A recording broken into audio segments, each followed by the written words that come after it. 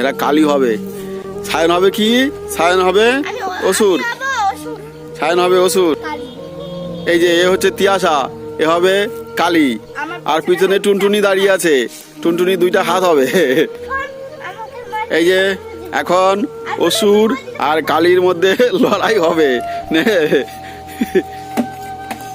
ওরি বাবারি, সে ভয়ানক যুদ্ধ, ভয়ানক যুদ্ধ হচ্ছে।